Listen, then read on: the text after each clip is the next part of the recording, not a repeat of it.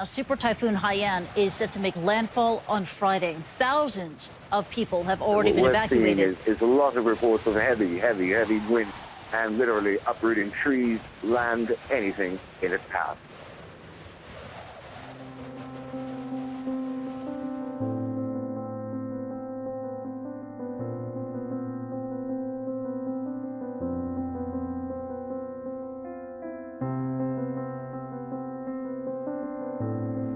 Days after Typhoon Haiyan had wreaked havoc and left untold devastation in its path, aid from individuals, organizations, and countries around the world poured into the Philippines. Among those who reached out to help were members of the Iglesia Ni Cristo from different local congregations, united and ready to extend their love to all those impacted by the storm. What is it that motivates and drives these volunteers together, uniting them under one purpose, one love, one brotherhood? And how does this love extend not just in times when calamities hit, but at all times?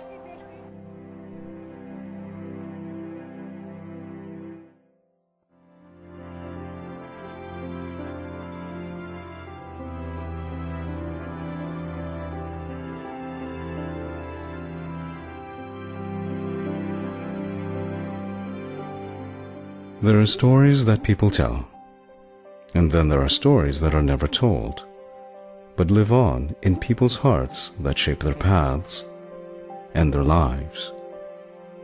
Join us in this 12-part centennial series and see what story will live on in you.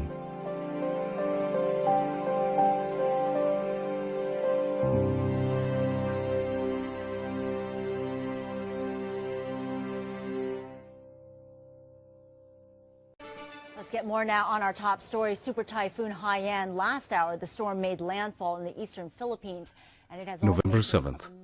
While news of Typhoon Haiyan heading towards the Philippines played on televisions and news websites around the world, the brethren in the small coastal barrio of Anibong in Tacloban City prepared for the potential impact of the storm. The storm is, well, it's a beast, and it is putting a lot of people in danger. May tagubilin na po ang aming tagapangasiwa na lahat ng kapatid ay kailangang lumikas na sila papuntahin dito sa compound dahil dito medyo ligtas dito sa loob.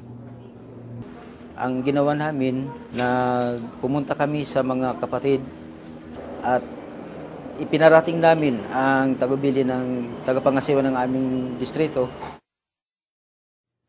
At first, Sister Margie Golchan thought she would be okay at home. Tiningnan ko, napalaki na yung tubig, yun na umalis na kami. Sabi ng anak ko, Mama, mamamatay tayong dalawa, tatlo, alis na tayo. She and her family encouraged their friends and neighbors to do the same. Sabi ko sa kanila, yung mga kasamahan ko, punta tayo sa kapilya. Yun ang magandang pupuntahan natin kasi wala nang iba. Yung Tuesday pa lang po, sinabihan na kami ng kaibigan namin sila Golchan na pumunta na kayo dun sa sa church namin, mag-ano na lang kayo doon. Yung huibisan aga, may kumani nga taga-iglesia, nagsaring hamon nga. Paadto na kami igbaw kay madakot tubig. Yung hangin na papunta pa dito, yung dagat sa harap, nahati po. Nawala na po yung tubig. Alas 12 po kasi ng gabi ng Huwebes ay meron pong idineclare na tsunami alert.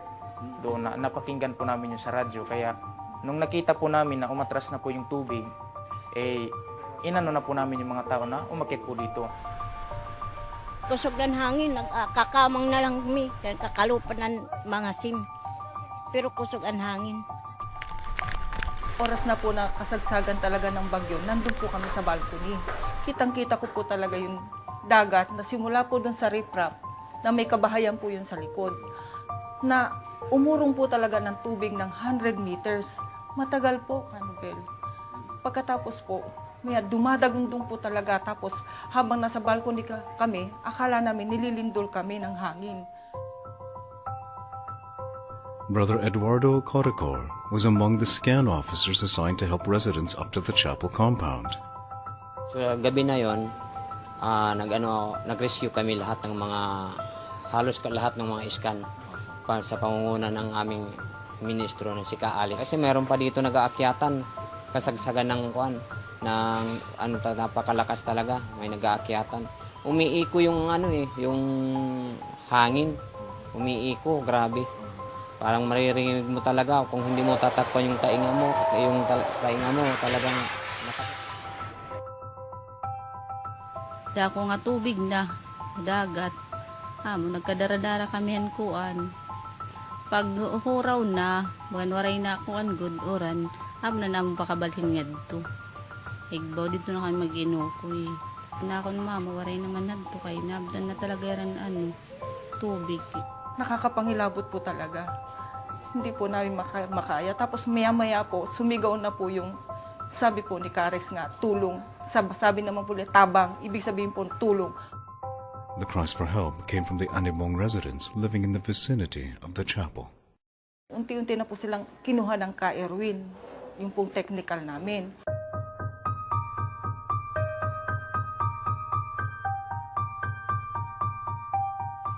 Hadlok.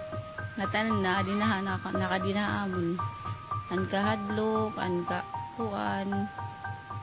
Nga rugya pambulig ang Ginoo nga makakuang kami. Pagpasok po namin, nakapasok na po kami, kasabi kami ng mama ko, ng nanay ko. Pagpasok namin, yung mga scan, talagang todo effort sila, pasok na kayo, nung kayo sa gilid para hindi kayo maano ng hangin. Kasi nakabukas yung ibang pintuan para pagpasok ng tao, dire-diretso. Ganon. Hindi kami sa gilid. Tapos, yung mga kasabi namin, kasi hindi kami sabay-sabay, yung mga kasabi namin na uhuli, may mga sugat sa paa, sa ulo, at sa katawan, lalo na dito sa mga paa, kasi naapakan yung yero, tapos yung nilipad na mga yero, tatamaan sa ulo, yung ganun. Kapag bawat pasok ng may sugat, fini-first aid nila sa gilid, ini-intact nila sa gilid, para sabay-sabay sila malalagyan ng bandage, or di kaya malalagyan ng ng makakabuti sa sugat, para hindi na dumugo. Hanggang alas 3 ng madaling araw kami naghakot ng tao para ilikas namin dito sa taas. As the sun came up, the destruction of the storm could be seen in every direction in Anibong. Homes destroyed, lives lost, communities devastated. All remained, it seemed, was hope. Doon na kami nakatira na sa maaga na. Nadida na lang kami sa iglesia. Salamat na lang damo nga naligtas kami diyan sa iglesia. Doon lang kami nakapunta. Days after Typhoon Haiyan had wreaked havoc and left untold devastation in its path, aid from individuals, organizations, and countries around the world poured into the Philippines and slowly trickled into Anibong. Around the world, members of the Iglesia ni Cristo continued to find some way to help, much like they did that night on the steps of this house of worship.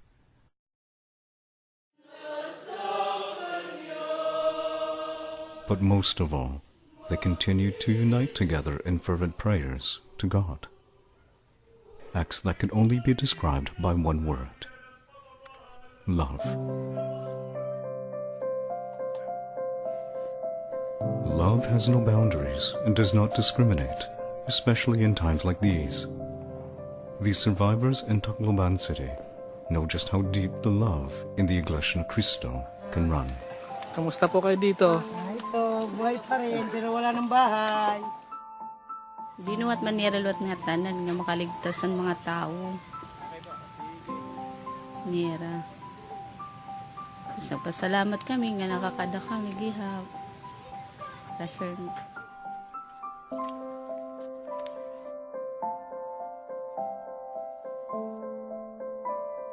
Wala, pasalamat nga nakaligtas kami. Pasalamat ang Ginoo gihap. nakakuan kami, nakasulbar kami di kaduha nga kinabuhi.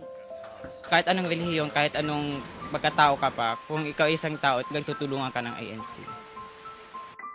Yang kamingaw ko, nakakaluwa ako sa among problema. Sa among mga problema, among ginagian, makuri. Maupan na lang nga waray amon na iban sa akong mga pamilya. Salamat na lang sa iglesia. Nakasulod kami sa iglesia. Natalawas kami gihapon, nakaraos. Salamat na lang adamo.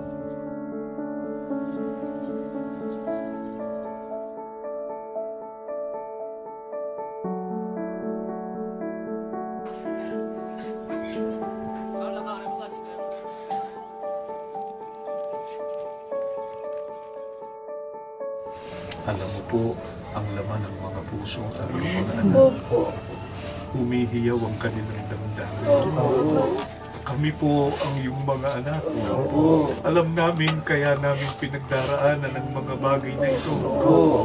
Kaya po dumarating sa buhay ng mga anak mo ang ganitong mga kalamidad. Ang gusto mo po pandayin ang aming pananampalataya.